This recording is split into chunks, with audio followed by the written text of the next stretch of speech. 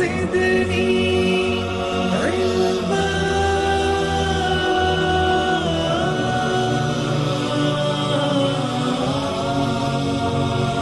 رب زدني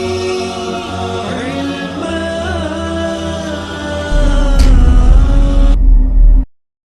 أعوذ بالله من الشيطان الرجيم. بسم الله الرحمن الرحيم. نستغفره ونعوذ بالله من شرور أنفسنا ومن سيئات أعمالنا. من يهده الله فلا مضل له ومن يضلل فلا هادي له. وأشهد أن لا إله إلا الله وحده لا شريك له وأشهد أن محمدا عبده ورسوله. أما بعد فإن خير الحديث كتاب الله وخير الهدي هدي محمد صلى الله عليه وسلم وشر الأمور محدثاتها وكل محدثة بدعة وكل بدعة ضلالة وكل ضلالة في النار. فأعوذ بالله من الشيطان الرجيم. بسم الله الرحمن الرحيم. يا أيها الناس اتقوا ربكم الذي خلقكم من نفس واحدة وخلق منها زوجها وبث منهما رجالا كثيرا ونساء واتقوا الله الذي تساءلون به والأرحام إن الله كان عليكم رقيبا. يا أيها الذين آمنوا اتقوا الله حق تقاته ولا تموتن إلا وأنتم مسلمون.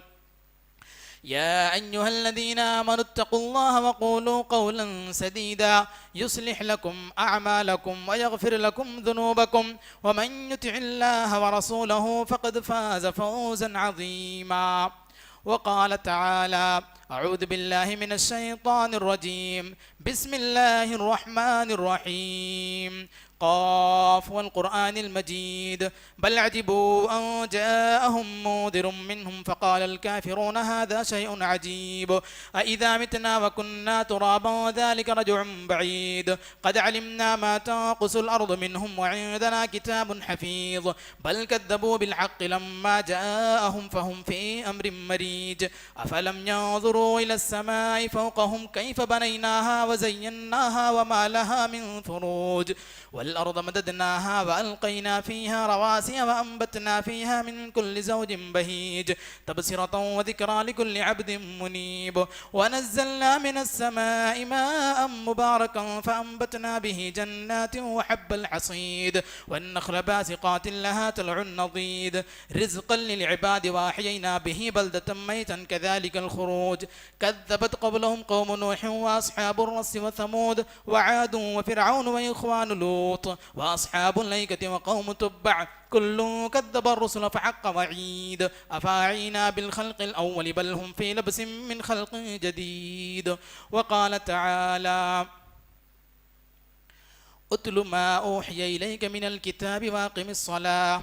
إن الصلاة تنهى عن الفحشاء والمنكر ولذكر الله أكبر والله يعلم ما تصنعون.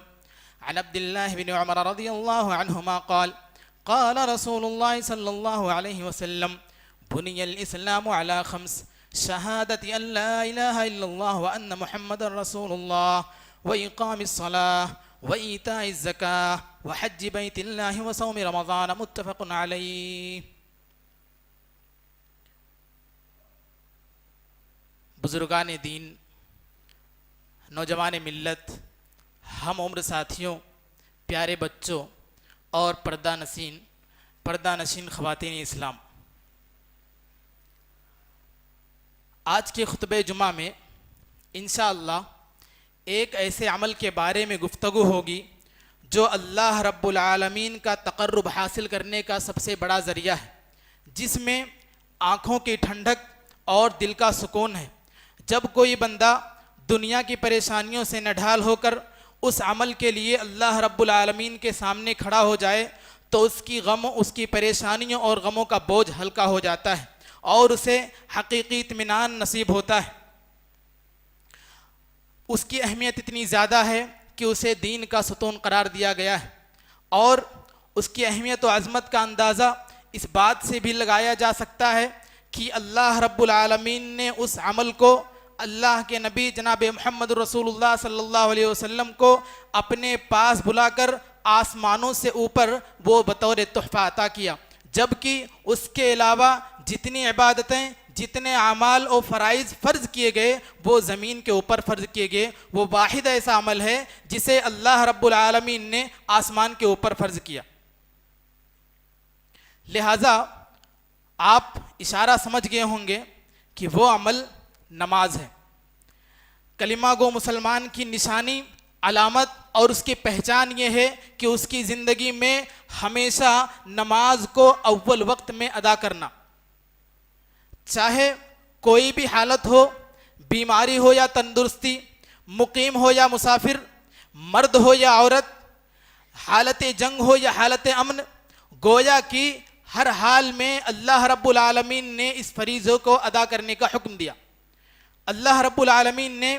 اسی اہمیت کے پیش نظر قرآن میں 60 سے 80 مقامات پر نماز کا ذکر کیا ہے، اور یہ نماز کا سلسلہ بہت دور دراز تک اس لیے بھی ہے کہ انسان کے پیدا ہونے کے بعد، اسے شعور اور سمجھ آنے کے بعد، اس کی موت تک یہ نماز کبھی بھی اس کی حالت سے معاف نہیں ہوتی ہے۔ یہی وجہ ہے کہ مسلمان ہونے کے بعد سب سے پہلا شریعت اسلامیہ میں جو فریضہ ہم پر عائد ہوتا ہے وہ نماز کا ہے۔ نبی کریم صلی اللہ علیہ وسلم نے ارشاد فرمایا، بنی الاسلام علی خمس شہادت اللہ الہ الا اللہ وان محمد رسول اللہ و اقام الصلاۃ۔ اس حدیث سے یہ پتہ چلتا ہے، بخاری اور مسلم کی روایت ہے کہ بندہ مسلمان ہونے کے بعد سب سے پہلے جس چیز کی ادائیگی کو لازم پکڑے وہ نماز کا ہے۔ اس لیے بھی کہ نماز ایک ایسا واحد عمل ہے جو انسان کو روزانہ دن اور رات میں 5 مرتبہ ادا کرنا ہے۔ اس کے علاوہ جب زکوٰۃ کی باری آتی ہے تو زکوٰۃ سال میں صاحب نصاب پر صرف ایک بار فرض ہوتا ہے۔ رمضان المبارک کے روزے کی باری آتی ہے تو 12 مہینوں میں صرف ایک مہینہ آتا ہے جس میں مکلف مسلمان پر روزہ رکھنے کا حکم دیا جاتا ہے۔ حج کی بات آتی ہے تو پوری زندگی میں صرف ایک مرتبہ حج کو واجب قرار دیا گیا۔ ان تینوں کے علاوہ مسلمان ہونے کے بعد جو ایک چیز بچتی ہے وہ انسان کی زندگی میں نماز ہے۔ لہٰذا ہماری ذمہ داری بنتی ہے کہ جب نماز کا وقت ہو جائے تو ہم اپنی ساری چیزوں کو چھوڑ کر، سارے کاموں کو بالائے طاق رکھ کے اللہ رب العالمین کی اس ندا پر حی علی الصلاح نماز کے لیے آئیے، حی علی الفلاح کامیابی کے لیے آئیے، اس ندا پر لبیک کہتے ہوئے اپنے آپ کو نماز میں حاضر رکھیں اور اس کے وقت پر ادا کریں۔ اللہ رب العالمین نے ارشاد فرمایا، وَأَقِيمُوا الصَّلَاةَ وَآتُوا الزَّكَاةَ وَارْكَعُوا مَعَ الرَّاكِعِينَ، کہ نماز قائم کرو، زکوٰۃ عطا کرو، رکوع کرنے والوں کے ساتھ رکوع کرو۔ ہم غور کریں، اللہ رب العالمین نے نمازوں کا حکم دیا، زکوٰۃ کا حکم دیا، رکوع کرنے والوں کے ساتھ یعنی نماز پڑھنے والوں کے ساتھ، جماعت کے ساتھ نماز پڑھنے کا حکم دیا۔ قصہ معراج ہم سب کو معلوم ہے، نبی کریم صلی اللہ علیہ وسلم کو جب اللہ رب العالمین نے وحی کی 50 نمازیں فرض کی تھیں، جب وہ نیچے اترے، موسیٰ علیہ السلام سے ملاقات ہوئی، انہوں نے کہا ما فرض ربک علی امتک، کہ آپ کے رب نے آپ کے اوپر کیا فرض کیا؟ تو نبی کریم صلی اللہ علیہ وسلم نے فرمایا 50 صلاۃ، 50 نمازیں فرض کی گئیں۔ انہوں نے کہا کہ آپ کی امت اس بات کی طاقت نہیں رکھتی ہے، لہٰذا لوٹ جائیے، اللہ رب العالمین سے التجا کیجئے کہ آپ کی امت پر تخفیف کر دیں۔ نبی کریم صلی اللہ علیہ وسلم گئے اور اللہ رب العالمین سے دعا کی، تخفیف کا سوال کیا، اللہ رب العالمین نے 5 نمازیں کم کر دی۔ پھر آئے موسیٰ علیہ السلام کے پاس، انہوں نے کہا اب بھی آپ کی امت اس بات کی طاقت نہیں رکھتی ہے، میں بنو اسرائیل کو آزما چکا ہوں، لہٰذا آپ دوبارہ جا کر کے اپنے رب کے پاس تخفیف کا سوال کیجئے۔ وہ بار بار آتے رہے، یہاں تک کہ اللہ رب العالمین نے کہا یا محمد انہن 5 صلوات فی یوم ولیلۃ ولکل صلاۃ 10 فذلک 50 صلاۃ۔ یہاں یہ ندا آئی کہ اے محمد یہ دن اور رات میں 5 نمازیں ہیں اور ہر نماز کے لیے 10 گنا ثواب ہے، اور اس طرح یہ 50 نمازوں کے برابر ہے۔ گویا اس حدیث سے پتہ چلتا ہے، بخاری اور مسلم کی روایت ہے کہ اگر کوئی شخص 5 وقتہ نماز پابندی کے ساتھ ادا کرتا ہے تو ایسے شخص کو 50 وقت کی نماز پڑھنے کا ثواب دیا جائے گا۔ لہٰذا یہ عظیم احسان جو اللہ رب العالمین نے نبی کریم صلی اللہ علیہ وسلم اور آپ کی امت کو دیا، اس کا شکریہ ادا اس طرح ہوگا کہ ہم نمازوں کی پابندی وقت پر کریں، اس کا شکریہ اسی طرح ادا ہو سکتا ہے کہ ہم نماز کی پابندی کریں۔ یہ اللہ رب العالمین کا احسان ہے کہ 5 وقت کی نمازوں کے بدلے میں 50 وقت کا ثواب دیتا ہے، اور اللہ تعالیٰ کہتا ہے انہ لا یبدل القول لدی، کہ میرے پاس باتوں کی اور میرے پاس وعدوں کی خلاف ورزی نہیں کی جاتی، جو اللہ رب العالمین کہہ دیتا ہے وہی ہوتا ہے۔ 50 وقت کی نماز کو تخفیف کیا لیکن ثواب کو 50 وقت کی نماز کے برابر ہی رکھا۔ دوسری بات کہ اگر ایک انسان نمازی بن جائے تو اس کے ساتھ ساتھ اس پر یہ ذمہ داری عائد ہوتی ہے کہ وہ گھر والوں کو بھی اس بات کا حکم دے۔ اللہ رب العالمین نے سورہ طٰہٰ آیت نمبر 132 میں ارشاد فرمایا وَأْمُرْ أَهْلَكَ بِالصَّلَاةِ وَاصْطَبِرْ عَلَيْهَا لَا نَسْأَلُكَ رِزْقًا نَحْنُ نَرْزُقُكَ وَالْعَاقِبَةُ لِلتَّقْوَىٰ، کہ آپ اپنے گھر والوں کو نماز کا حکم دیجئے اور خود بھی اس بات پر ڈٹ جائیے ہم آپ سے رزق کا سوال نہیں کرتے بلکہ ہم خود تمہیں رزق دیتے ہیں، والعاقبۃ للتقویٰ، اور انجام اہل تقویٰ یعنی متقیوں کے لیے ہے۔ اس آیت سے پتہ چلتا ہے کہ اگر ایک انسان صرف اپنے آپ کو نمازی بنا لے، اپنے گھر والوں کو نماز پڑھنے کا حکم نہ دے، یا ان کو بچہ اور چھوٹا سمجھ کے یا ضعیف اور عمر دراز سمجھ کے ان کو اس بات سے مکلف نہیں کرتا ہے، نماز کا حکم نہیں دیتا ہے، تو گویا اس سے بھی پوچھ تاچھ ہوگی کہ اگر خود نماز پڑھتے تھے تو گھر والوں کو نماز کا حکم کیوں نہیں دیتے تھے۔ اللہ رب العالمین نے دوسرے مقام پر ارشاد فرمایا یا ایھا الذین آمنوا قوا انفسکم واہلیکم نارا، اپنے آپ کو بھی آگ سے بچانا ہے، اپنے اہل و عیال کو بھی آگ سے بچانا ہے۔ اس آیت سے پتہ چلتا ہے کہ انسان کو اپنی نماز کے ساتھ ساتھ اپنے گھر والوں کو بھی اس بات کا حکم اور مکلف بنانا چاہیے کہ وہ نماز کو ادا کریں۔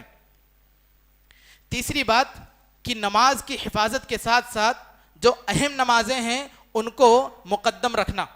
اللہ رب العالمین نے سورہ بقرہ آیت نمبر 43 میں ارشاد فرمایا حافظوا علی الصلوات والصلاۃ الوسطی، آیت نمبر 238، کہ نمازوں کی حفاظت کرو، خصوصی طور پر درمیانی نماز کی۔ درمیانی نماز یعنی عصر کی نماز۔ عام طور پر عصر اور فجر کی نماز میں ہم سے جو غفلت اور سستی ہوتی ہے وہ دوسری نمازوں میں نہیں ہوتی ہے، اسی لیے اللہ رب العالمین نے عصر کی نماز کی اہمیت کے پیش نظر اس کو الگ سے ذکر کیا کہ حافظوا علی الصلوات، نمازوں کی حفاظت کرو، والصلاۃ الوسطی، خصوصی طور پر درمیانی نماز کی، یعنی عصر کی نماز کی اہمیت زیادہ ہے۔ اسی لیے نبی کریم صلی اللہ علیہ وسلم نے ارشاد فرمایا کہ اگر کسی شخص کی ایک نماز، وہی عصر کی ایک نماز اگر اس نے جان بوجھ کر چھوڑ دی کأنما اُتر اہلہ ومالہ، تو گویا اس نے اپنے اہل و عیال اور اپنی مال و تجارت کو ضائع اور برباد کر دیا۔ بھلا سوچئے کہ یہ ایک نماز کی بات ہے کہ اگر کسی سے عصر کی نماز فوت ہو گئی تو گویا اس نے اپنے اہل و عیال اور مال کو ضائع اور برباد کر دیا۔ لہٰذا ہمیں چاہیے کہ ہم نماز کی پابندی کریں۔ اس کا فائدہ کیا ہوگا؟ اللہ رب العالمین نے اس کے حکم پر عمل کرنے کی وجہ سے جنت کی بشارت دی ہے۔ اللہ رب العالمین نے ارشاد فرمایا الا المصلین والذین هم علی صلاتهم دائمون، اور آگے ارشاد فرمایا والذین هم علی صلاتهم یحافظون اولئک فی جنات مکرمون، مگر جو نمازی وقت کے ساتھ اپنے نماز کی حفاظت کرتے ہیں، اس پر مداومت برتتے ہیں، اور فرمایا والذین هم علی صلاتهم یحافظون، اپنے نمازوں کی حفاظت کرتے ہیں، اولئک فی جنات مکرمون، تو یہی لوگ جنت میں عزت و تکریم کے ساتھ رہیں گے۔ اور صرف جنت کی بشارت نہیں بلکہ انہیں جنت کا وارث قرار دیا۔ سورۃ المومنون کی آیت نمبر 1 سے 11 تک پڑھتے ہیں تو اللہ رب العالمین نے مومنوں کی فلاح اور بہبودی کا ذکر کیا۔ کامیاب مومن کون ہے؟ قد افلح المؤمنون الذین هم فی صلاتهم خاشعون، کہ کامیاب ہیں وہ مومن جو اپنی نمازوں میں ڈرتے اور عاجزی اختیار کرتے ہیں، اور پوری آیت میں ان کی صفات ذکر کر کے آخر میں فرمایا والذین هم علی صلواتهم یحافظون اولئک هم الوارثون،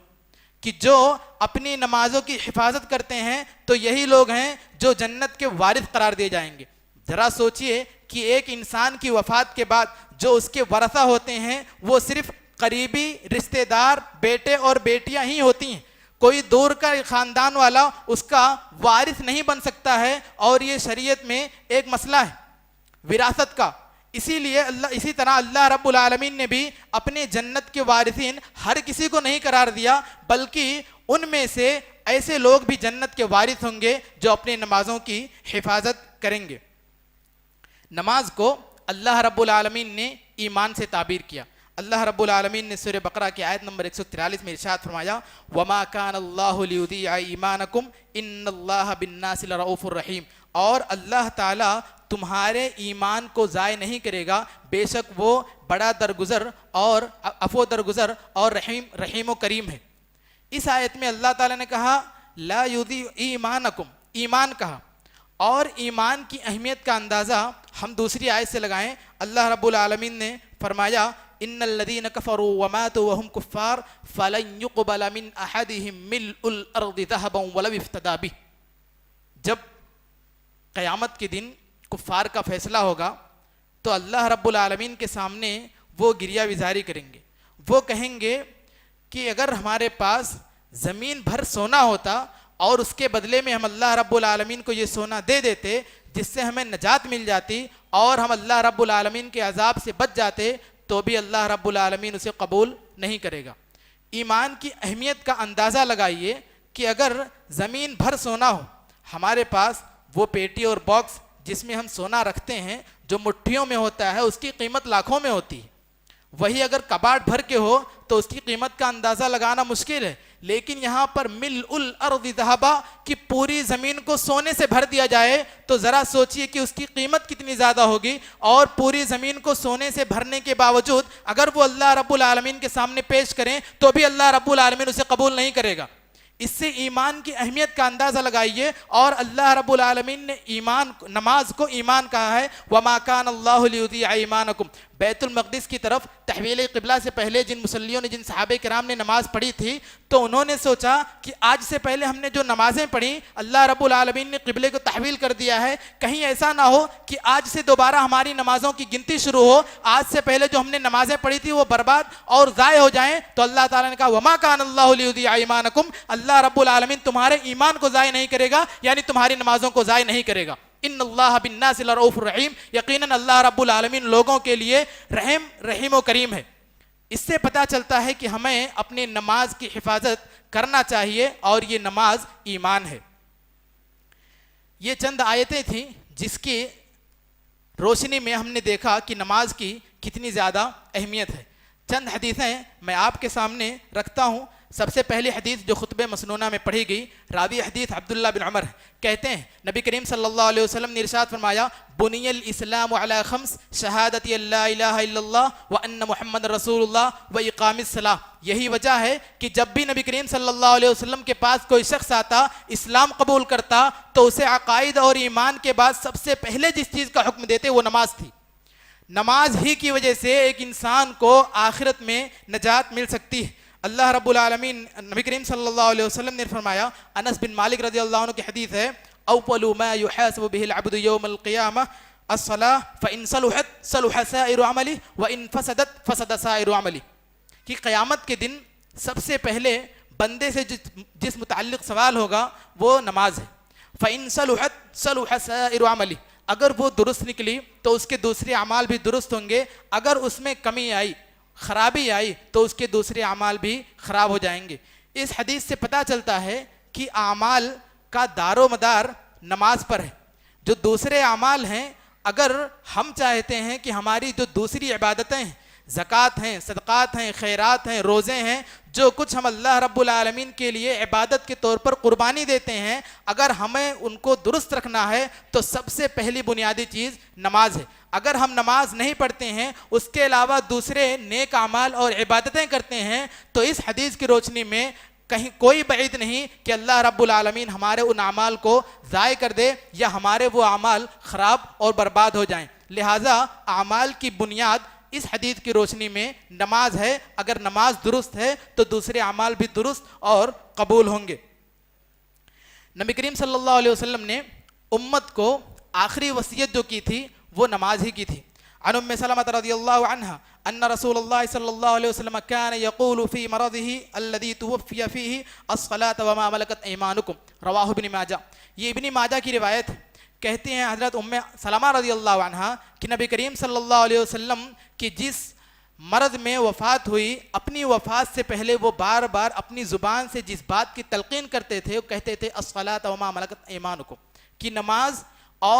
نماز کی ادائیگی کرو اور جو غلام تمہارے نیچے ہیں ان کے حقوق ادا کرو. یہاں تک کہ نبی کریم صلی اللہ علیہ وسلم کی زبان کی آواز لوگوں کو سننا بوجھل ہو گیا اور وہ اس بات کو سمجھنے سے قاصر ہو گئے کہ نبی کریم صلی اللہ علیہ وسلم کیا کہہ رہے ہیں. تو نبی کریم صلی اللہ علیہ وسلم نے آخری وصیت امت کو یہ کی تھی کہ نماز قائم کرنا اور اپنے غلاموں کے حقوق کو ادا کرنا. اگر اس حدیث میں ہم غور کریں تو کوئی بھی شخص اپنی موت سے پہلے اپنے بچوں کو، اپنے گھر والوں کو، اپنے آل و اولاد کو سب سے اہم چیز کی وصیت کرتا ہے. اگر اس نے کہیں خزانے دفن کیے ہیں تو اس بات کی وصیت کرتا ہے کہ آج سے پہلے میں نے ان چیزوں کو یہاں پر رکھا تھا. اگر اس کے پاس کوئی جائیداد ہے جو کسی کو نہیں بتایا لیکن اس کی موت کا وقت قریب آ گیا تو وہ اس چیز کی وصیت اپنے اہل و عیال کو کر دیتا ہے. یعنی کہ وفات سے پہلے ایک انسان سب سے قیمتی چیز کی وصیت کرتا ہے. نبی کریم صلی اللہ علیہ وسلم نے اپنی امت کو اس بات کی وصیت کی کہ میرے جانے سے پہلے آخری وصیت جو میں امت کو دینا چاہتا ہوں وہ سب سے اہم چیز کیا ہے؟ نماز ہے اور غلاموں کے حقوق کو ادا کرنا ہے. آج ہمارے معاشرے میں غلام نہیں پائے جاتے ہیں، وہ دور نہیں ہے جو نبی کریم صلی اللہ علیہ وسلم کا تھا، لیکن ہمارے نیچے کام کرنے والے ورکرز اور دوسرے خدام پائے جاتے ہیں جن کے ذریعے سے ہم اپنے گھروں کے، اپنی دوسری چیزوں کی، دکانوں کی، مکانوں کی کام ان سے لیتے ہیں. اگر وہ ہمارے ماتحتی میں ہیں تو کبھی بھی ان پر ظلم نہیں کرنا چاہیے. جب ان کا وقت ہو جائے انہیں تنخواہ ان کے وقت پر دیا جائے. جب ان سے کوئی غلطی ہو جائے تو پیار محبت اور شفقت سے انہیں سمجھایا جائے. پیار محبت سے وہ چیز بھی وہ کر سکتے ہیں جس کی آپ کو امید نہیں ہے، لیکن آپ کا سخت رویہ انہیں جس کام کے لیے مکلف کیا گیا وہ تنگ دلی سے کریں گے اور اس کے ساتھ ساتھ آپ کو برا بھلا بھی کہہ سکتے ہیں. اور اگر ایک مظلوم اللہ رب العالمین کے سامنے اگر واقعی وہ مظلوم ہے، اللہ کے سامنے ہاتھ اٹھا دے تو اللہ رب العالمین کبھی مظلوم کی دعا کو رد نہیں کرتا اور اس کی دعا قبول ہو جاتی ہے. اگر ظالم شخص کے حق میں وہ دعا کر دیا تو تباہ و برباد ہو جائے گا. لہٰذا ہمیں نماز کے ساتھ ساتھ اپنے کمتر اور اپنے نیچے والوں کے حقوق کو بھی ادا کرنا چاہیے. اب ہم اپنے اعمال کا جائزہ لیں اور ہم سوچیں کہ ہم جس معاشرے میں رہتے ہیں، ہمارے پاس گھروں کے بازو میں ہی مسجد ہونے کے باوجود فجر کا وقت ہو، عصر کا وقت ہو یا دیگر نمازیں ہوں، جمعہ کے علاوہ، رمضان المبارک کی نمازوں کے علاوہ، عیدین کے علاوہ یہ مساجد خالی کیوں ہوتی؟ ہم اپنے آپ کو عبداللہ عبد الرحمن اور اسلام کی طرف منسوب کرتے ہیں. ہمارا یہ دعویٰ ہے کہ ہم مسلمان ہیں، لیکن اس کے باوجود اسلام کا جو سب سے اہم اور سب سے پہلا فریضہ ہے ہم اسی سے غفلت اور لاپرواہی کا شکار ہوتے ہیں. اور ہمارے ساتھ ساتھ ظلم یہ ہے کہ ہم اپنے بچوں کو بھی نماز کا حکم نہیں دیتے ہیں. نبی کریم صلی اللہ علیہ وسلم نے ارشاد فرمایا مروا اولادکم بالصلاۃ وهم ابناء 7 سنین واضربوهم علیہا وهم ابناء 10 سنین. احمد اور ابو داؤد کی روایت ہے، کہتے ہیں کہ اپنے بچوں کو جب وہ 7 سال کے ہو جائیں تو نماز پڑھنے کا حکم دو. اگر وہ 12 سال کے ہو جائیں اور نماز نہ پڑھیں وهم ابناء 7 سنین، اور اگر وہ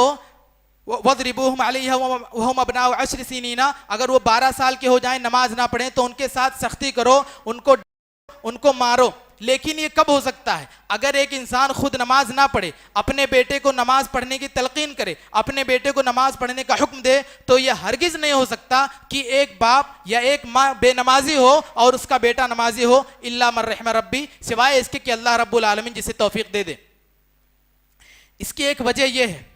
کہ نفسیات یہ کہتی ہے کہ باپ یا ماں جیسے ہوتے ہیں ویسے ہی ان کے رحم مادر میں اللہ رب العالمین ان کے بچوں کو ویسے ہی بناتا ہے. اگر ایک نیک بخت انسان ہے تو یہ امید کی جا سکتی ہے کہ اس کے بیٹے بھی نیک اور صالح متقی پرہیزگار ہوں گے. اگر ایک باپ یا ایک ماں نماز نہیں پڑھتے، شروع سے ان کے اندر نماز پڑھنے کی عادت نہیں ہے، دین اسلام سے محبت نہیں ہے، تو کوئی بعید نہیں کہ ان کے بیٹے اور ان کے آنے والی اولاد بھی نماز اور دین اسلام سے دور ہو جائے. لہٰذا سب سے پہلے والدین کو اس بات کا مکلف ہونا چاہیے اور نماز کی پابندی خود کرنی چاہیے، اس کے ساتھ ساتھ یہی بچے بڑے ہو کر کے آپ کے لیے صدقہ جاریہ بن سکتے ہیں۔ نبی کریم صلی اللہ علیہ وسلم نے ارشاد فرمایا اذا مات الانسان انقطع عنه عمله الا من ثلاثه الا من صدقة جاریة او علم ينتفع به او ولد صالح يدعو له، کہ وہ نیک اولاد جو اپنے والدین کے لیے دعا کرے، یہ ایسا صدقہ جاریہ ہے جو جب تک اس کے لیے وہ والدین کے لیے دعا کریں گے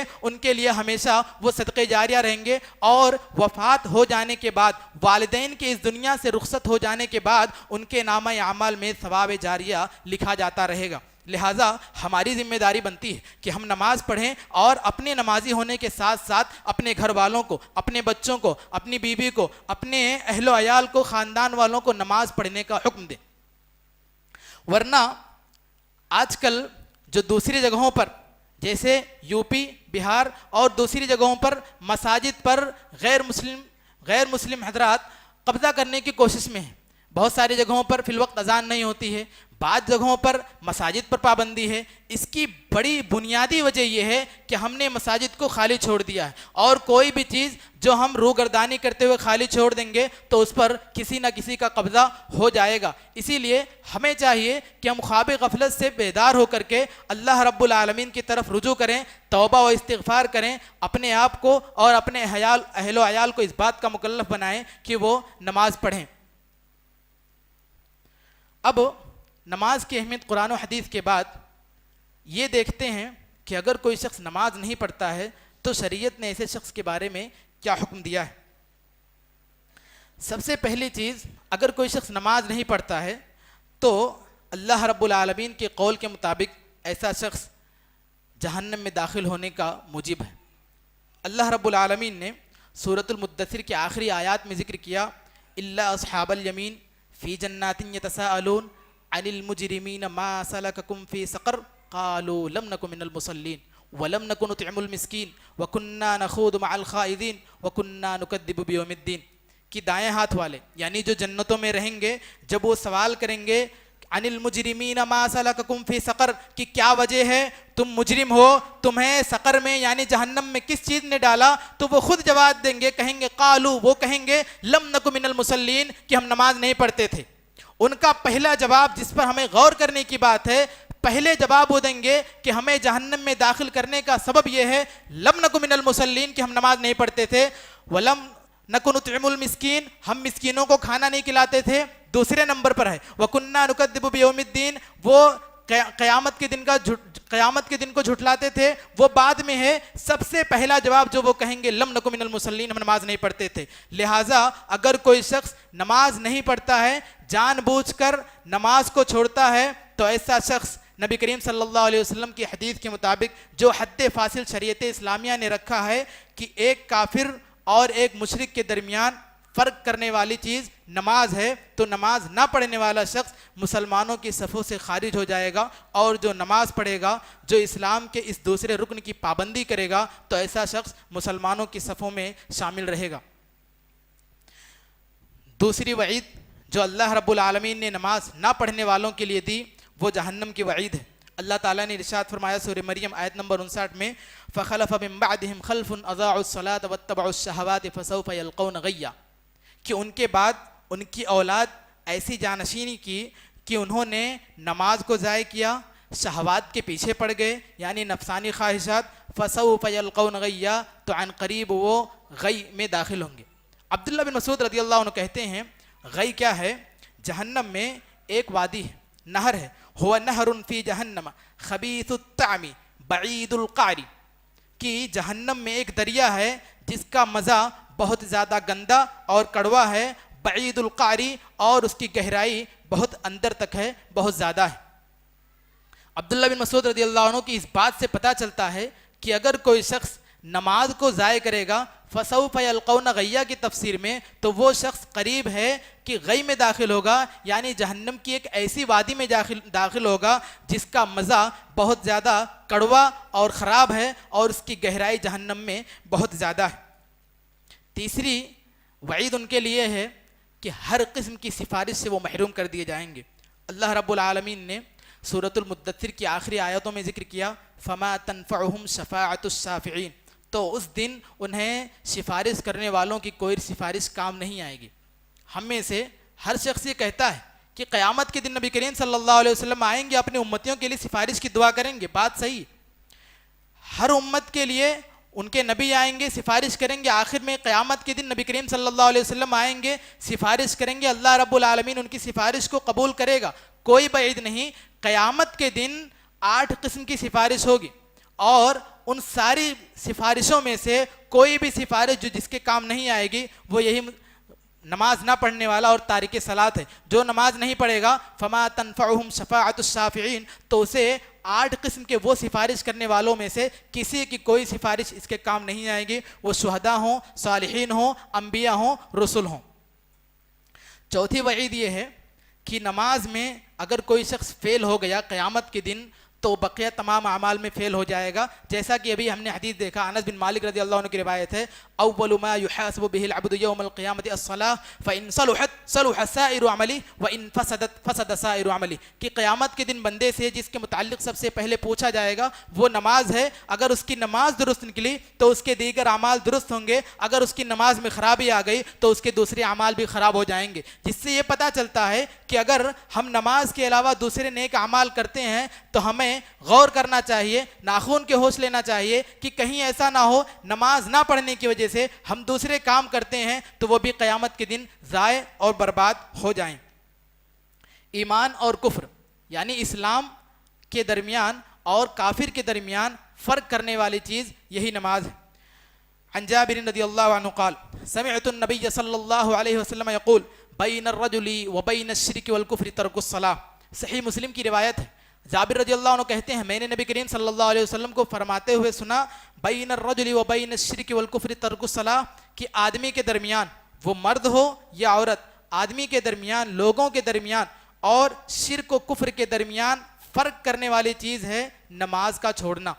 گویا کہ اگر کوئی شخص نماز کو چھوڑتا ہے تو وہ کفار و مشرکین کے صفوں میں چلا جائے گا اور دھیرے دھیرے وہ اسلام سے دور ہوتا چلا جائے گا، اور پھر جو شخص نماز کی پابندی کرتا ہے تو وہ مسلمانوں کے صفوں میں رہے گا۔ لہٰذا اگر ہمارا دعویٰ ہے عبداللہ عبد الرحمن احمد محمد کے نام ہے، اسلام کی طرف ہماری نسبت ہے، تو ہماری ذمہ داری بنتی ہے کہ شہادتین کے بعد شریعت اسلامیہ نے سب سے پہلے جس عمل کا ہمیں مکلف کیا ہے وہ نماز ہے، اس کی پابندی کریں تاکہ ہم کفار و مشرکین کے صفوں میں شامل ہونے کی بجائے مسلمانوں کے درمیان رہیں۔ اس لیے کہ اگر مسلمان چاہ لیں کہ معاشرے کو، پورے معاشرے کو مسلم معاشرہ بنانا ہے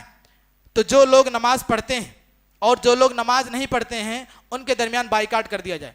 ان سے لین دین نہ رکھی جائے، ان سے بات چیت نہ کی جائے۔ اگر 100 لوگ میں سے 60 یا 70 لوگ نمازی ہیں، حالانکہ فی الحال یہ معاملہ بالکل الٹ ہے، لیکن جو لوگ نمازی ہیں اگر وہ معاشرے میں بائیکاٹ کر دیں کہ ہمیں ان لوگوں سے میل جول نہیں رکھنا ہے، ان سے اپنے تعلقات نہیں رکھنا ہے، تو سوچئے کہ ایک انسان صرف دوسرے انسان سے بات بند کرنے کی وجہ سے کتنا پریشان ہو جاتا ہے۔ اگر وہ حقیقی معنوں میں اس کا مسلمان بھائی ہے، اگر وہ اپنے آپ کو نبی کریم صلی اللہ علیہ وسلم کی حدیث کا مصداق مانتا ہے تو اس کے دل میں یہ درد ضرور ہونا چاہیے کہ اگر یہ شخص مجھ سے اللہ اور اس کے رسول کی محبت کے لیے نماز کی وجہ سے بات بند کر دیتا ہے، تعلقات ختم کر دیتا ہے، لین دین کچھ بھی نہیں ہے، گویا کہ مجھے یہ اپنا مسلمان بھائی نہیں سمجھتا ہے، اگر یہ میری خیر خواہی چاہتا ہے تو ہمیں چاہیے کہ ایسے شخص کے لیے ہم دوستی کو برقرار رکھیں، اس سے لا تعلقی کا اظہار نہ کریں، بلکہ اس کے ساتھ صفوں میں کاندھے سے کاندھا ملا کر کے نماز پڑھیں۔ اگر یہ صورتحال ہمارے معاشرے میں پیدا ہو جائے تو بعد میں آنے والی نسل کا فائدہ یہ ہوگا کہ ہمارے درمیان بے نمازیوں کی تعداد بہت کم ہو جائے گی، اس لیے کہ اگر بچے کی پرورش بچپن سے ہی کی جائے کہ وہ نمازی ہوگا، وہ مصلی ہوگا، بچپن سے اسے مساجد میں لایا جائے، کبھی اسے مساجد میں صفوں کے درمیان دوڑتے ہوئے جھڑکا نہ جائے، اگر وہ صفوں کے درمیان کھڑا ہو جائے کبھی اسے پیچھے نہ کیا جائے، کبھی اس کے دل کو تکلیف نہ پہنچایا جائے، تو باشعور ہونے کے بعد یہی بچہ جو بڑا ہوگا وہ دن دور نہیں کہ وہ خود امامت کرائے گا انشاءاللہ۔ لیکن ضرورت اس بات کی ہے کہ ہم اپنے ساتھ اپنے اہل و عیال اور اپنے خاندان کو نمازی بنائیں۔ ایک 7واں نقصان یہ ہوگا کہ اگر کوئی شخص نماز میں سستی کرتا ہے تو اس کے صدقہ و خیرات قبول نہیں ہوں گے، قبول ہونے میں وہ مانع ہو جائیں گے، دور ہو جائیں گے۔ اللہ رب العالمین نے سورہ توبہ میں ارشاد فرمایا وَمَا مَنَعَهُمْ أَن تُقْبَلَ مِنْهُمْ نَفَقَاتُهُمْ إِلَّا أَنَّهُمْ كَفَرُوا بِاللَّهِ وَبِرَسُولِهِ وَلَا يَأْتُونَ الصَّلَاةَ إِلَّا وَهُمْ كُسَالَىٰ، کہ یہ جو صدقہ و خیرات کرتے ہیں، اللہ کے راہ میں خرچ کرتے ہیں، ان کو قبول کرنے سے کوئی چیز مانے نہیں ہے مگر کیا کہ انہوں نے کفر کیا، اللہ اور اس کے رسول کی باتوں کا انکار کیا۔ وَلَا يَأْتُونَ الصَّلَاةَ إِلَّا وَهُمْ كُسَالَىٰ، اور یہ نماز کے لیے نہیں آتے ہیں مگر بہت زیادہ سستی کرتے ہوئے۔ وَلَا يُنْفِقُونَ إِلَّا هُمْ كَارِهُونَ، اور وہ اللہ کے راستے میں خرچ کرتے ہیں تو دل میں تکلیف ہوتی ہے۔ مساجد میں، مدارس میں کسی فقیر کو، غریب کو 10 روپیہ دینا ہو، اگر وہ خوش دلی سے نہ دیا گیا، نیک نیتی سے نہ دیا گیا، اخلاص کے ساتھ نہ دیا گیا، وہ پیسہ آپ کی جیب سے تو چلا جائے گا، لیکن اللہ رب العالمین کے پاس نامہ اعمال میں اس کی وہ نیکی جو 1 کے بدلے 7 اور کبھی 70 اور بعض دفعہ 700 گنا بڑھ کے ملتی ہے، وہ نیکی سے ہم محروم ہو جائیں گے۔ ہم کسی کو اللہ کے راستے میں 1 روپیہ بھی دیں تو ہمارے اندر صدق نیت، سچائی اور اخلاص ہونا چاہیے۔ اخلاص ہی کی بنیاد پر اللہ رب العالمین نیک اعمال کو قبول کرتا ہے۔ کسی کو دکھاوے کے لیے کیا گیا عمل یا مجبوری اور کراہیت میں کیا گیا عمل اللہ رب العالمین کے ہاں قابل قبول ہونے سے مانع ہو سکتا ہے۔ نماز کا چھوڑ دینا یہ تو ایک بہت دور کی بات ہے۔ اگر کوئی شخص نماز میں سستی اور غفلت کرتا ہے تو اللہ رب العالمین نے اس کے لیے بھیانک منافقت کا ذکر کیا ہے۔ اللہ رب العالمین نے سورہ نساء میں ارشاد فرمایا ان المنافقین یخادعون اللہ وهو خادعهم واذا قاموا الى الصلاة قاموا كسالى يراؤون الناس ولا يذكرون اللہ الا قلیلا۔ یہ منافقین جو اللہ کے ساتھ چال بازیاں کرنے کی سوچتے ہیں، وہ در حقیقت اپنے آپ کو دھوکہ دے رہے ہیں۔ جب نماز کا وقت ہوتا ہے وہ نماز کے لیے آتے ہیں تو لوگوں کو دکھانے کے لیے نماز میں کھڑے ہوتے ہیں، اور جب کھڑے ہوتے ہیں تو بہت سستی، یراؤن الناس، لوگوں کو دکھانے کے لیے کہ کوئی ہمارے اوپر منافقت کی مہر نہ لگا دے، ہم منافقت سے بچتے ہوئے مسلمانوں کی صفوں میں رہیں، ہمارے اوپر صحابہ کرام یا نبی کریم صلی اللہ علیہ وسلم منافق کی نشانی نہ ظاہر کر دیں، ہم مساجد میں مسلمانوں کے ساتھ جائیں گے۔ ولا یذکرون اللہ الا قلیلا، اور جب اللہ کا ذکر کرتے ہیں تو بہت کم کرتے ہیں۔ ہم غور کریں کہ ہم اللہ رب العالمین کا کتنا ذکر کرتے ہیں۔ ابھی یہ جمعہ کا دن ہے، جمعہ کا وقت ہے،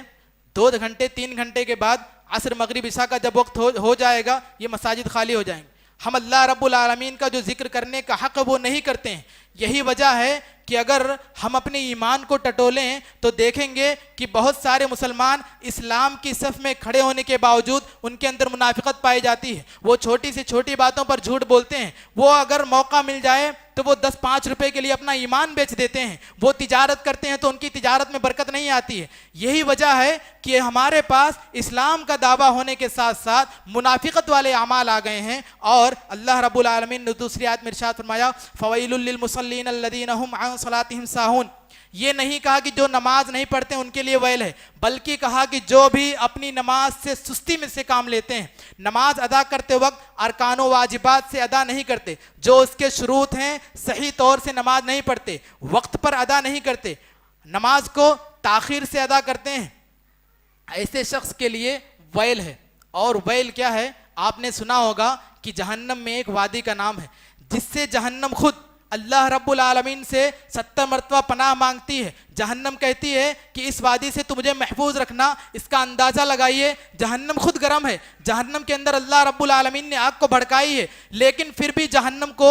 ویل نامی وادی کی آگ برداشت کرنے اور اس کی تکلیف کو برداشت کرنے کی طاقت نہیں ہے۔ وہ خود اللہ رب العالمین سے شکایت کرتے ہوئے کہتی ہے کہ مجھے ویل سے بچانا۔ اور ویل کا ذکر اللہ رب العالمین نے کس کے لیے کہا؟ الذین هم عن صلاتهم ساہون، جو اپنی نمازوں میں سستی سے کام لیتے ہیں۔ گویا کہ سستی کرنے کی وجہ سے، وقت پر ادا نہ کرنے کی وجہ سے، یا پوری نماز کو مکمل طور پر ادا نہ کرنے کی وجہ سے ویل کا ذکر کیا۔ تو ذرا سوچئے کہ جو شخص نماز ہی نہ پڑھتا ہو، نماز سے کلی طور پر اپنے آپ کو دور رکھتا ہو، تو ایسے شخص کے لیے اللہ رب العالمین نے جہنم میں کیا جگہ تیار کر رکھی ہوگی۔ لہٰذا ہمیں اپنے ایمان کو ٹٹولنا چاہیے، ہمیں غور کرنا چاہیے۔ اگر ہم یہ کہیں کہ ہمارے پاس نماز پڑھنے کے لیے وقت نہیں ہے، ایک سوال آ سکتا ہے کہ کیا وجہ ہے کہ ایک انسان نماز نہیں پڑھتا ہے؟ تو بہت سارے لوگ کہتے ہیں کہ ہمارے پاس وقت نہیں ہے۔ اگر وقت کی بات کی جائے، کورونا وائرس آیا تھا، 2-2.5 سال کا لمبا وقت ملا تھا. ہر شخص اپنے گھروں میں محصور ہونے کے باوجود موبائل انٹرنیٹ پر ہمیشہ 24 گھنٹوں میں سے 12-12 14 گھنٹہ وہ پورا ایکٹیو رہتا تھا. لیکن وہیں اذان ہونے کے وقت اپنے ساؤنڈ اور ویلوم کو کم کر کے وہ پھر سے اسی موبائل میں اذان کے ختم ہونے کے بعد لگتا تھا. ایسا لگتا ہے کہ جب اذان ہوگی تو اس کی اہمیت ہوگی. جواب نہیں دیں گے, باتوں میں مشغول رہیں گے, موبائل یا ٹی وی چالو رہے گا, ویلوم کم کر دیا جائے گا صرف اذان کی اہمیت کو دیکھتے ہوئے. وہی اذان ختم ہونے کے بعد مؤذن نے کہا نماز کی طرف آئیے, کامیابی کی طرف آئیے, کوئی فرق نہیں پڑتا. وہ ویلوم دوبارہ اسٹارٹ ہوگا, وہ ٹی وی, وہ موبائل پھر سے اپنے آپ میں جس مشغولیت میں تھے, جس حالت میں تھے, اسی میں اپنے آپ کو پھر سے ملوث کر لیں گے, لیکن نماز پڑھنے نہیں آئیں گے. اصل بات یہ ہے وقت یہ ایک بہانہ ہے, اصل چیز ہے توفیق کا ملنا. اگر ایک انسان کو اللہ رب العالمین کی طرف سے نماز پڑھنے کی توفیق نہ ہو, نیک اعمال کرنے کی توفیق نہ ہو, دیگر دوسری عبادتیں کرنے کی توفیق نہ ہو, وہ انسان کبھی بھی اللہ رب العالمین کی طرف سے ہدایت نہیں پا سکتا. ذمہ داری اور ہمارا کام یہ ہے کہ ہم اللہ رب العالمین کے سامنے سچے دل سے توبہ کریں, اس بات کا تہیہ کریں کہ ہم آج سے انشاءاللہ نماز پڑھنے کی پوری کوشش کریں گے. اگر فجر میں یا عصر میں ہم سے کوتاہی ہو جاتی ہے, 3 وقت کی نمازوں سے شروع کیجئے. ظہر, مغرب, عشاء, عام طور پر ان اوقات میں انسان خالی ہوتا ہے. فجر اور عصر آرام کرنے یا سونے کی وجہ سے, یا پھر عصر کے وقت میں انسان اپنے کاموں میں مشغول ہونے کی وجہ سے چھوڑ دیتا ہے. اگر وہ دھیرے دھیرے نمازوں کی طرف رجوع ہو, اللہ رب العالمین سے دعا کرے, تو اللہ رب العالمین ایسے انسان کو توفیق سے نوازتا ہے. اور جو شخص نیکی کے راستے میں ہوتا ہے, اللہ رب العالمین اسے نیکی کے کام کو آسان کر دیتا ہے. اور جو شخص مشکل اور گناہ کے کام کرنے کی کوشش کرتا ہے, اللہ رب العالمین ایسے شخص کے لیے گناہوں کے راستے کو آسان کر دیتا ہے. لہٰذا ہمیں چاہیے کہ ہم اللہ رب العالمین سے سچے دل سے توبہ کر کے خود بھی نمازی بنیں, اپنے گھر والوں کو نماز کی پابندی کرنے کی پوری کوشش کریں, اور جہاں تک ہو سکے ان بچوں کو بچپن ہی سے مساجد میں لے کر آئیں. ان کو نماز پڑھنے کا طریقہ, نماز پڑھنے کی اہمیت, ان کے شعور کے بعد ان کو وہ ساری چیزیں بتلائیں اور سکھلائیں جو ہمیں نبی کریم صلی اللہ علیہ وسلم نے بچوں کے تعلق سے تربیت کرنے میں سکھلائی ہیں. انہی باتوں پر میں اپنی باتوں کو ختم کرتا ہوں. اللہ رب العالمین سے دعا ہے کہ الہ العالمین ہمیں کہی گئی باتوں پر سب سے پہلے مجھے, اس کے بعد پھر جملہ سامعین کو عمل کرنے کی توفیق عطا فرما. آمین. وآخر دعوانا ان الحمدللہ رب العالمین. مزید علماء اور مقررین کے بیانات سننے کے لیے ہمارے YouTube چینل کو سبسکرائب کیجیے. جزاک اللہ.